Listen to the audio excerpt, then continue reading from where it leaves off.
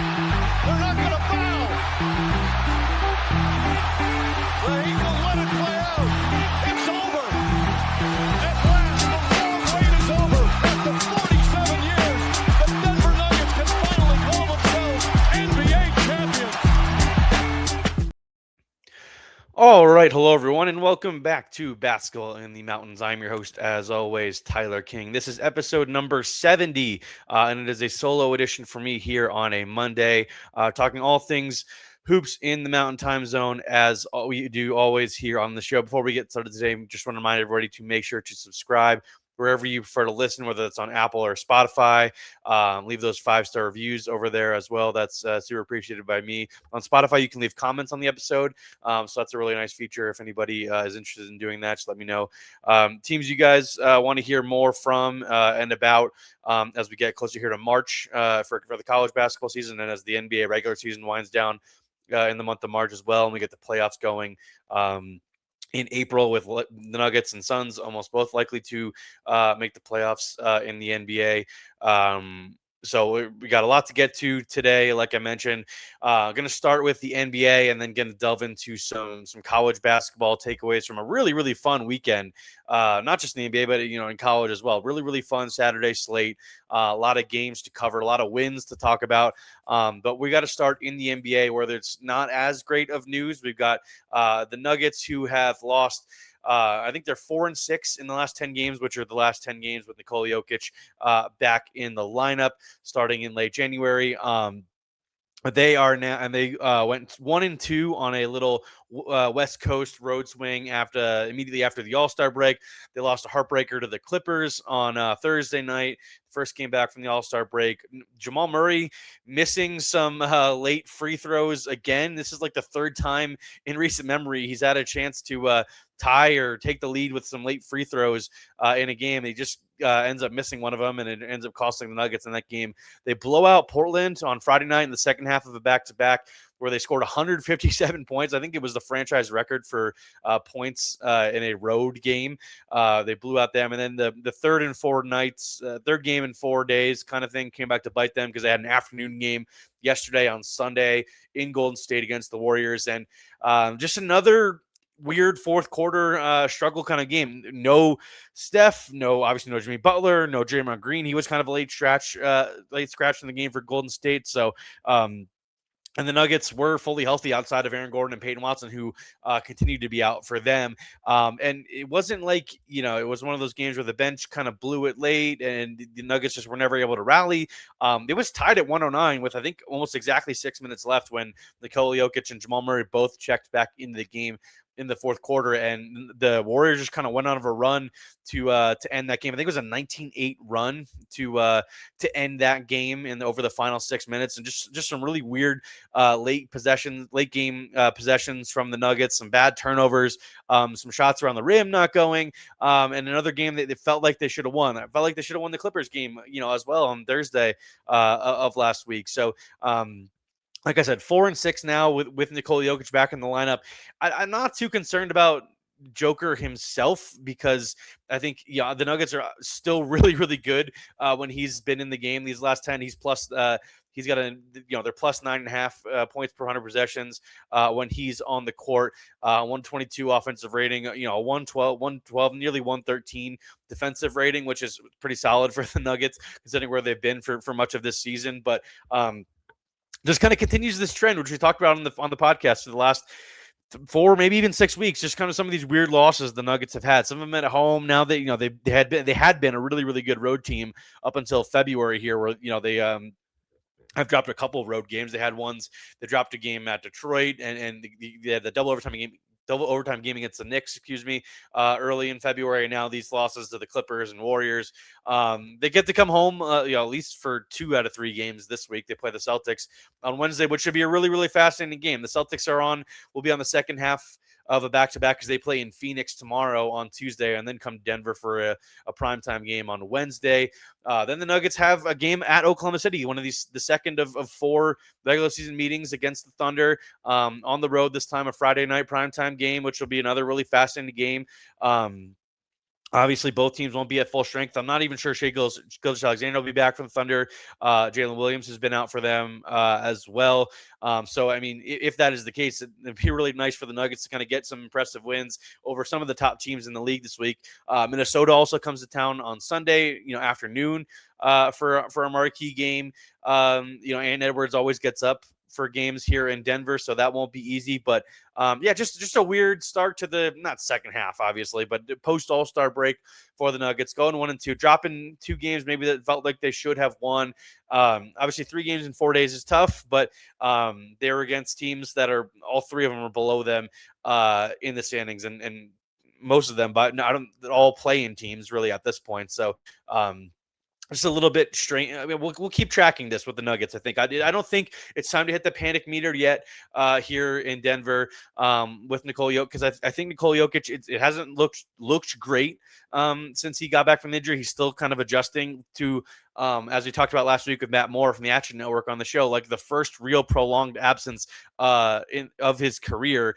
Still trying to work his way back from that, but the numbers don't lie. I mean, maybe some of that the net rating stuff for the Nuggets over the last 10 games is really inflated by that blowout win they had in Portland. But I'm not overly concerned with the Nuggets at this point. Well, I mean, if they go 0-3 this week against the Celtics, Thunder, and Timberwolves, and we're talking here a week from now, next Monday, then I probably will be pretty concerned, because obviously 2 of those games are at home, even though they haven't been the juggernaut home team we expected this season. But I mean, this is a chance to kind of make a statement that, Nikola Jokic and Jamal Murray, that's kind of what matters for this Nuggets team. And they can take care of business and get some impressive victories against, like I said, some of the top teams, in the NBA here, because even before, the Nuggets have been dealing with injuries all season. Like, this has been since late November when Christian Brown first went down with his injury. Obviously, Aaron Gordon has kind of been in and out with his hamstring stuff, and hopefully when he comes back again at some point in March, likely that it'll kind of be in the rear view mirror for him with that kind of thing, and he'll be able to be back to 100% and be ready to go for the playoffs and all that kind of stuff. And same thing for Peyton Watson, a guy who's been pretty durable for the majority of his career.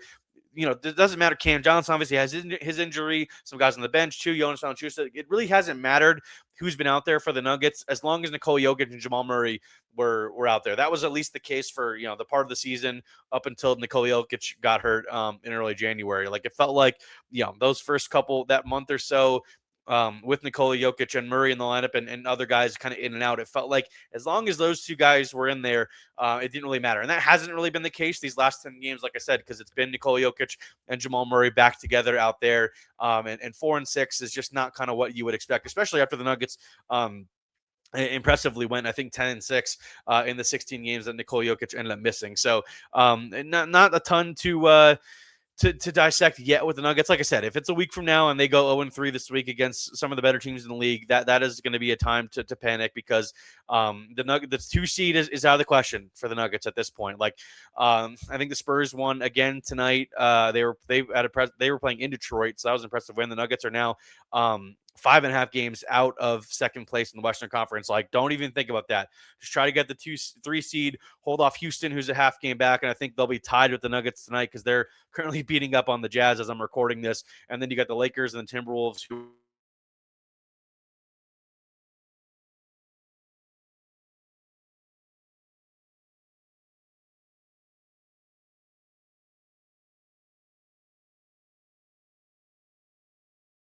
range, teams that are jockeying to be out of the 4-5 range, because you want to avoid maybe the Thunder in the second round. But it's going to be really interesting to see what happens these next couple weeks here as we get toward the playoffs in the Western Conference. And speaking of Western Conference playoff teams, or teams that we expect to be at least in the play-in, we've got to talk about the Phoenix Suns, because first real not real sign, because I shouldn't say that. The Suns have been dealing with injury issues all year, but it's really starting to ramp up now for Phoenix. Obviously, Devin Booker, I'm sure everybody knows at this point, has a broken hand. He'll be out 4 to 6 weeks. Devin Booker is dealing with a hip strain. He'll be out for probably another week or so. He got injured in the game against San Antonio last Thursday. They said he'd be reevaluated in a week, so a couple of days from now he'll be reevaluated. maybe he comes back right away. They've got Boston tomorrow, like I said. Then they've got the Lakers in town on Thursday. So we'll see with this Phoenix team. They're struggled a little bit here now in February. I think they're 3-6 and they're in 9 games here in February. They're 2-5 in their last 7 games. They've lost 3 of 4, and they really kind of lost in disappointing fashion to Portland at home yesterday, 92-77. Just a really bad offensive game for the Suns, their first one without Dillon Brooks, as I mentioned.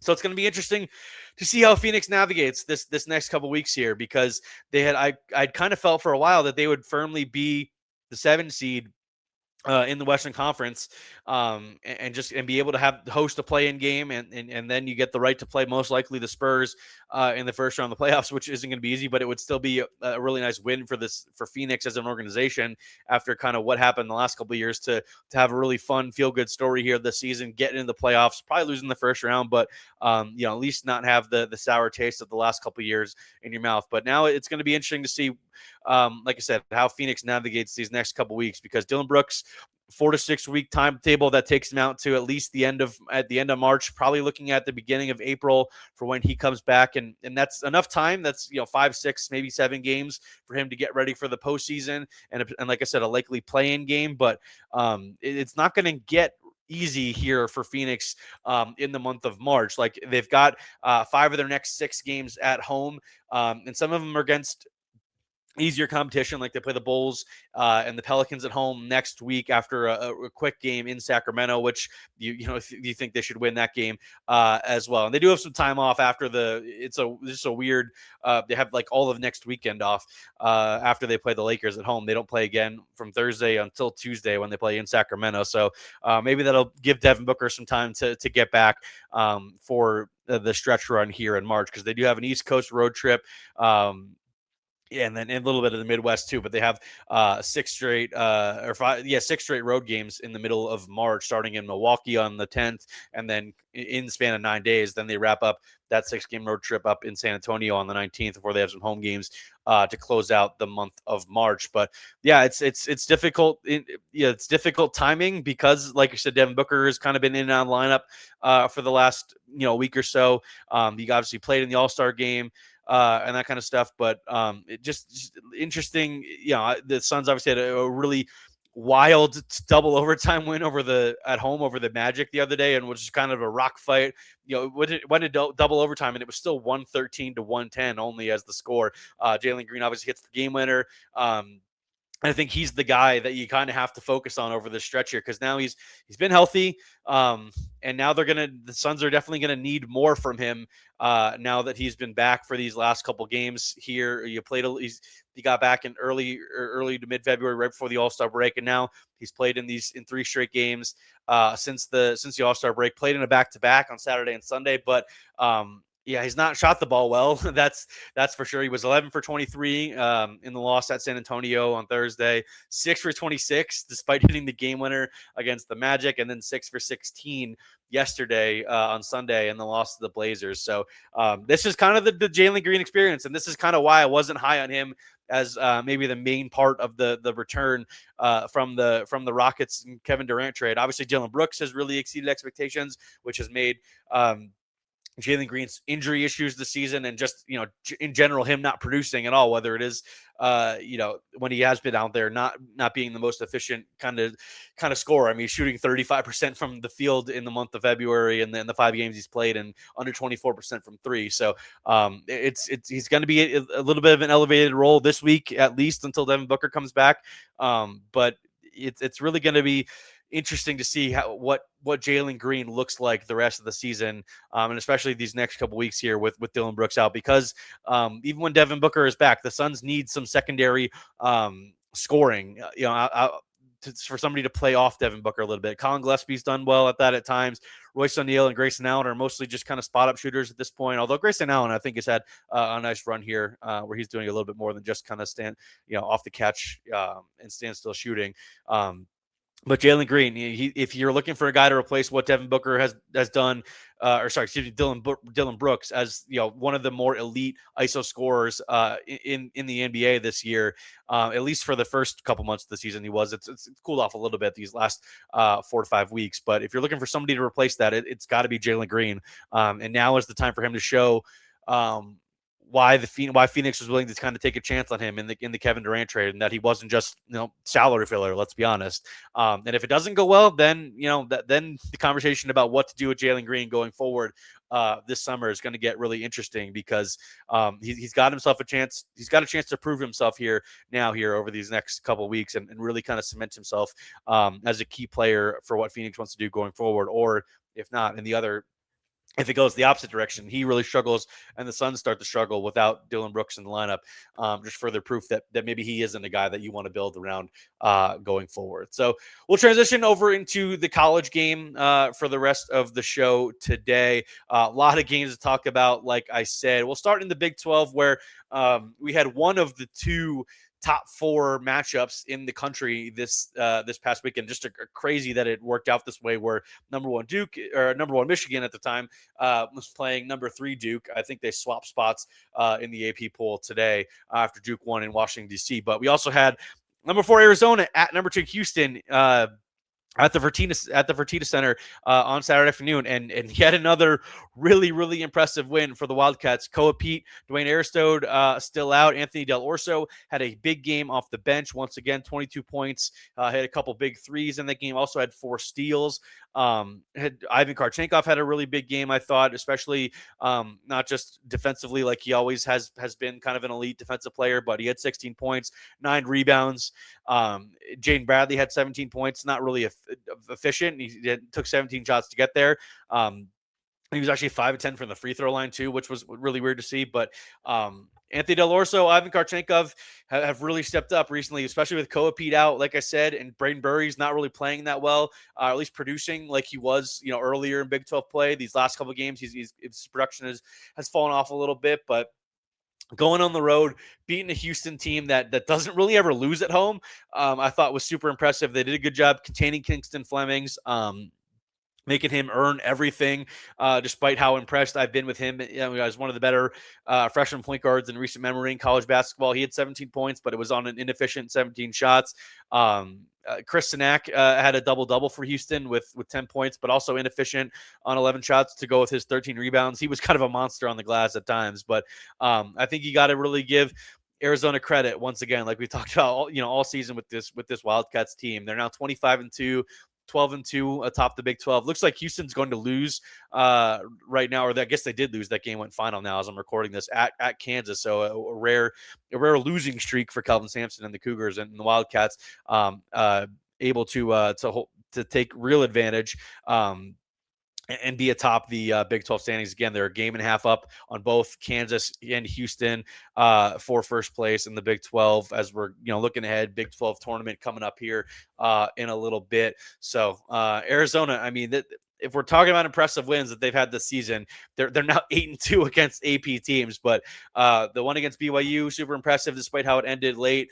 And now after losing back-to-back games at Kansas and home against Texas Tech, they have taken care of business home against BYU earlier in the week, and then at Houston this past Saturday. And now it doesn't get really any easier in the last 4 games. They go at Baylor tomorrow on Tuesday. Then they've got Kansas at home on Saturday, and then they've got Iowa State at home before wrapping up at Colorado. So we'll see with this Arizona team when Koa Pete gets back, all that kind of stuff. Dwayne Aristode as well. But the guys on this team have just continued to step up, and it's continued to lead to really impressive wins for Arizona. And I think right now it's pretty clearly the best team in the Big 12, and the teams and the conference's best and likeliest championship and Final Four contender. They're just a really rock solid group despite some of the injuries, whether it's guys struggling.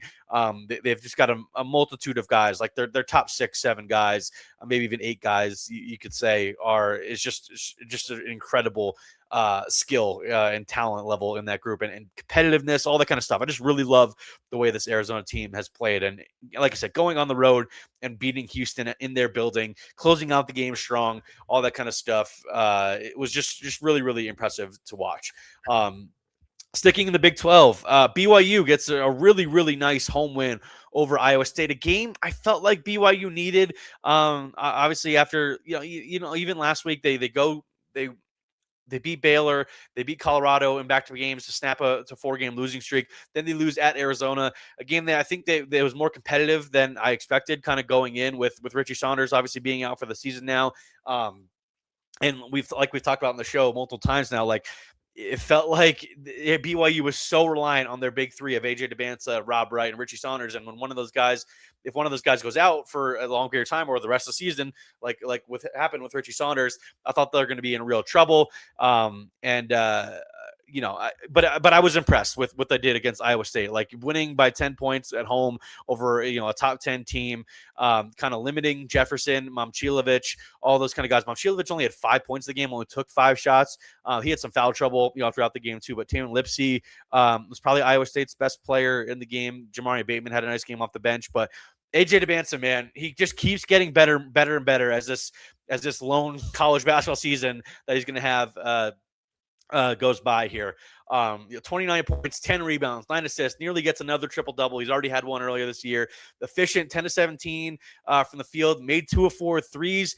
I think that might be the biggest level, the biggest area of improvement for him is just taking and making more threes. And that has really been encouraging to see as someone who is watching him from an NBA draft perspective as well, and seeing what his fit could be like with the Jazz should they land a top 3 or 4 pick in the draft this year. So you got to the free throw line like he always does, 9 times, made 7 of them. He was just easily the best player on the floor again, which was really nice to see against a really, really good Iowa State team that can cause troubles for star players, as we've seen multiple times this season. And Rob Wright obviously had an off night. He and AJ both played all 40 minutes, but Rob only took 8 shots, was only 2 of 8 from the field, had 4 assists and just 1 turnover, and did well defensively with a couple steals, but he did not have nearly the offensive impact he's had recently with a couple 30-point games by him, and just kind of generally hit his game as really elevated in the month of February as well. But he had an off night against Iowa State, but AJ DeBansa was more than enough to make up for that. Kennard Davis had a pretty good game as well. Mihailo Boskovic, who's come into the starting lineup in place of Richie Saunders, hit a couple threes in the game as well. But like I said, yeah, really, really nice win for BYU. One they kind of needed to kind of prove that, hey, they're not fully. They're not, the season's not fully over with Richie Saunders out.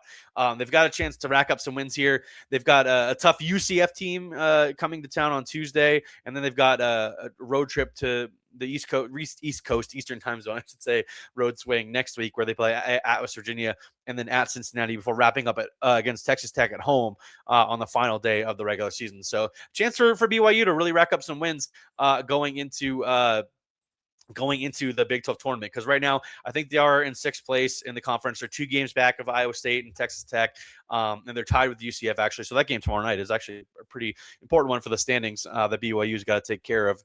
But they've been really good at home all season, 13-2. So we'll see what the next couple weeks hold for BYU. But I'm not ready to give up yet on the Cougs, I should say, and that's because of how good AJ DeBansa has been in recent weeks, and he's playing all 40 minutes. Like, you can't really ask much more of the kid, and he's kind of giving his all, and he's really improving right in front of our eyes. And like I said, that's why I'm not fully ready to give up on BYU yet, and I'm intrigued to see what they could do in Kansas City in a couple weeks at the Big 12 tournament. If AJ continues his hot streak and it goes in there with a lot of confidence, I think they could be a really, really dangerous team in KC and could make it to the semis and maybe even the championship game for the Big 12 tournament, which would be a really, really, really, really good feat for this team, given how good the conference is as a whole. There's not going to be any easy games in KC. And speaking of which, we'll wrap up our Big 12 version of the show today with Colorado getting a really important win over Oklahoma State. To move up to, I think they're in 11th place in the Big 12 standings. Right now, they're 5-9 in the Big 12, which is, like I've been saying, we talked about this the other day when we had Oliver Hayes from 247 Sports on to talk in depth about the Buffalo. So if you want to hear more about that, go back and listen to that episode in case you missed it for a more in-depth conversation on the Buffs. But they got a a win they really needed to get over Oklahoma State. They led by as many, I think 17 in the first half. That all kind of slipped away, and they ended up trailing by a little bit in the second half, but closed the game really strong. Bangor Dak has had a really big game, 17 points, 7 rebounds. I've been really impressed by his offensive game recently, better touch around the rim, all that kind of stuff, while still providing that really good defensive presence. He had a couple blocks in the game. Sebastian Ronchik had 10 rebounds in the game, despite having an off shooting night. He's really kind of upped his defensive presence, not just on the perimeter, but rebounding the ball as well. He's done a good job with that, while the Buffs have played a little bit smaller recently, trying to get more out of these really talented guards that they had. And Isaiah Johnson had, one of his worst nights of Big 12 play, in 9 points on 11 shots, had 5 assists to 3 turnovers. So even with that, the Buffs might not have been able to survive a game like that from Isaiah Johnson a couple weeks ago. But Bangor Dak, like I said, Sebastian Ronchik, Barrington Hargis had a solid game, 16 points and 8 assists, 3 steals as well. So Alon McKaylee had one of his best games in a while. It felt like he had 12 points off the bench, had a couple rebounds, hit a couple threes. So just a really important win for the Buffs, as like I said, they have a chance to close the regular season strong here. They've got Kansas State on Wednesday in Boulder. I'll be at that game, and they've got at Houston on Saturday, which we'll chalk that one up as a loss right away. But then a chance to get some nice wins in the final week of the regular season. Next week they go at Utah and then hosting Arizona, which feels like a tall task, but you never know in the Big 12, and the Buffs have been pretty solid at home as of late. So we'll wrap up the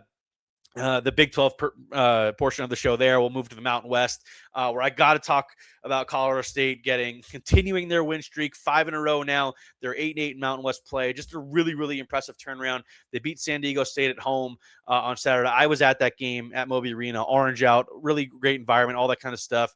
CSU just kind of held off San Diego State after a really, really nice close to the first half, pulling away there, getting a double-digit lead, and kind of maintaining that for much of the second half, despite a little bit of an Aztecs rally there. Jace Butler continues to come on really, really strong for CSU. I don't want to talk too much about this game, because if CSU wins on tomorrow night on Tuesday against Fresno State, might do an even deeper dive on the Rams, just kind of their turnaround if they're able to continue this win streak. I'll be there again in Fort Collins for that game.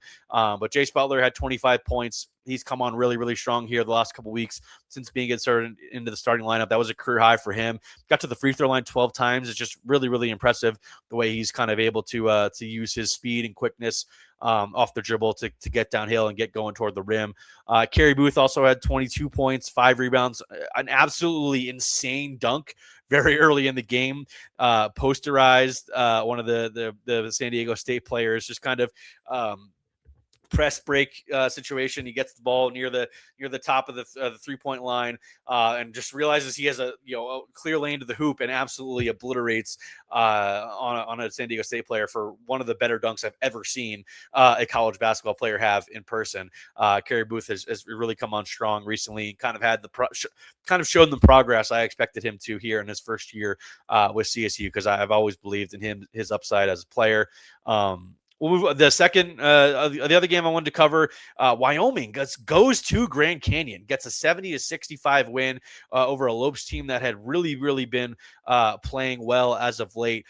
They won at San Jose State and at San Diego State last week before losing at home to Wyoming.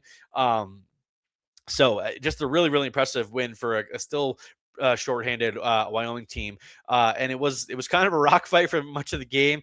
Both teams shooting under 45% from the field and under 40% from three. Grand Canyon actually shot better from the field and from 3-point range, but you got to give credit to Wyoming capitalizing and forcing some turnovers from Grand Canyon. Leland Walker had 13 points to lead the way for Wyoming. Nasir Meyer, the freshman who's had a really good season for the Cowboys, had 11 points, a couple rebounds, a couple of assists, a couple steals as well. So just a really, really important win for Wyoming, who's struggled here a little bit in Mountain West play, I'll be honest.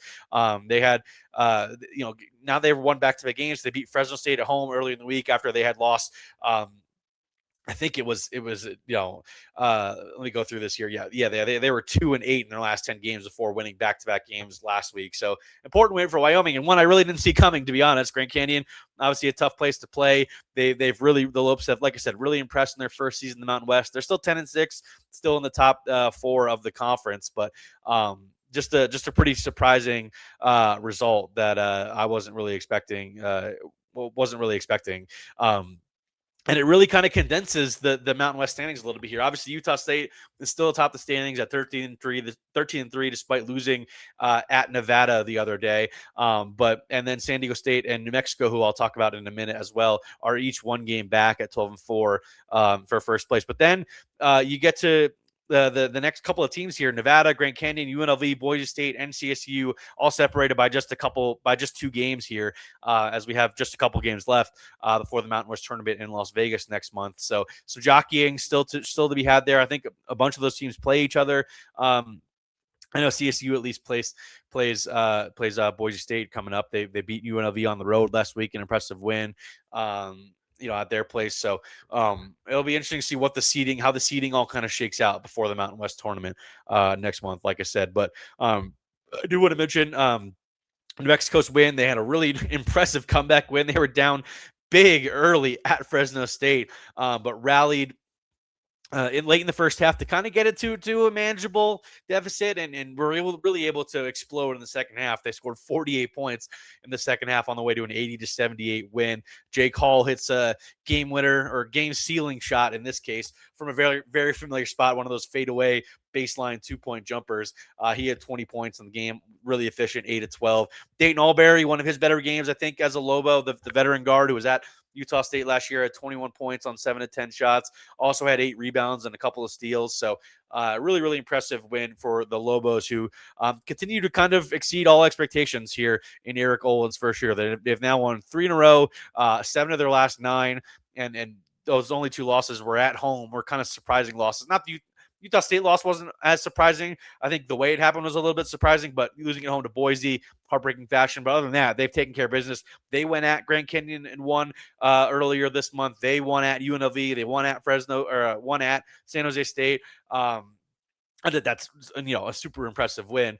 They won at Fresno the other day, like I said. So just kind of taking care of business and setting themselves up to be a real contender here in the Mountain West tournament, and maybe getting in the in-state tournament as well. Haven't checked some bracketology in a couple days or so, but I'm interested to see kind of where New Mexico and some of the other teams in the Mountain West stand, depending on what happens in the Mountain West tournament as well. And then want to wrap up the show today by giving a couple shout outs to some teams here locally that I've spent some time around. Northern Colorado, who I wrote about in my College Basketball Insider and the Denver Gazette this past Saturday, continued their win streak. They've now won 7 in a row. They beat Northern Arizona 78-77. It was senior night for UNC, and one of the guys who's been there all 40 years, Thornton native Brock Wisney, 38 points, career high. 15-21 from the field. Also had 5 rebounds, couple of assists, couple blocks.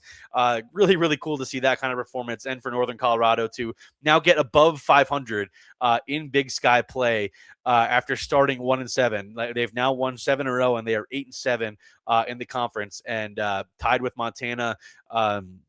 In the middle of the pack there, but just 1 game out of second place in the Big Sky. Just a really, really impressive turnaround. And the Bears have turned into the Big Sky contender that I expected them to be heading into this season. I felt like they had a chance to snap this 14-year drought from the last time, or 15-year drought at this point, since they were last in the NCAA tournament. I felt like this team was capable of doing that. Quinn Danker has been awesome as the star point guard of that team. Brock Wisney, Zach Block, some other veteran guys I've mentioned that they have, and some other young guys, Ringnieri, Ibu Yamazaki, some of these guys that have really emerged for Steve Smiley's group in the last couple weeks. So during this win streak is really, really impressive to see. So nice win for Northern Colorado. Like I said, they've got at Eastern Washington, who is one of those teams that is 1 game ahead of them in the standings. They play on Thursday, and then they've got at Idaho on Saturday, which Idaho I think is second last Or no, sorry, they're only. I was confused with Idaho State there for a second. They're only a game behind the Bears in the conference standing. So important week for the Bears this week, and then they've got Montana at home to close out the regular season next week, who is also, like I said, tied with them in the standings. So a lot of jockeying still to be done heading into Starch Madness, as they call it in Boise, for the Big Sky tournament early next month. So, and then I wanted to wrap up the show today by giving a shout out to DU. University of Denver got a really nice win again over one of the better teams in the Summit League. They had a game winner from Julius Rollins, hit a 3-pointer to give them a lead in the dying seconds there at home. 82-80 win over St. Thomas, Minnesota, who was the preseason. The Tommies were the preseason favorites in the Summit League. So DU gets a really nice win there. Carson Johnson had another really big game. He's had all kinds of impressive box scores lately. He had 25 points in this one. Julius Rollins, like I mentioned, who had the game winner, had 26 points off the bench, hit a bunch of threes in that game. And now DU is just a half game back of 4th place in the Summit League in Tim Bergstrasser's first year in charge. Just a really impressive season overall for DU. And they've knocked off all 3 of the teams ahead of them, or all the top 3 teams in the conference in the standings, with North Dakota State, St. Thomas, Minnesota the other day, and obviously North Dakota. They swept that road trip to North Dakota a couple weeks ago, which was really impressive. And now they beat St. Thomas at home, and they're half game behind Omaha, like I said, for 4th place in the Summit League. So I think they're going to be pretty dangerous heading into to Sioux Falls for the Summit League tournament next month. So it will be interesting to see. They've got one more game left in the regular season at Oral Roberts later this week, who is near the bottom of the Summit standings. So chance to finish strong and get to 9-7 in the Summit League, which would be really impressive for DU. Like I said, last year in the Summit League, they're heading to the WCC next year. It would be nice to have a lot of momentum heading into a new conference and a coach who has really established himself in year one at a school that is in a program that really could use some good momentum. They've gotten a lot of it here in these last couple weeks, and I think DU fans should be really encouraged by where this program is heading going forward. So that'll do it for today's episode. Appreciate everybody bearing with me for a little bit of a longer solo episode here today, but had a lot to talk about, whether it's the NBA with the Nuggets and the Suns, and then with a really fun weekend of college basketball. We'll have another episode in the feed later this week. Like I said, if CSU is able to win on Tuesday night against Fresno State and extend their winning streak to 6 games, we'll definitely do a deeper dive into the Rams and their kind of turnaround this season later this week. If not, we'll stay tuned. We'll have another episode leading into what should be another really fun weekend of college hoops here in the Mountain Time Zone. So thanks everybody for listening. Like I said at the top of the show, make sure to subscribe wherever you're listening, whether that is on Spotify or Apple or over on my YouTube channel. Leave the likes on the videos on YouTube. Leave those 5-star ratings on Apple or Spotify. All that stuff helps me get the show out there to more people, which is obviously the goal here, as we're getting really close to March Madness. Like I said, NBA playoffs are around the corner. So really fun time of the year for basketball, and especially here in the Mountain Time Zone, which we're here to cover all of it. So once again, thanks everybody for listening, and enjoy the week of basketball.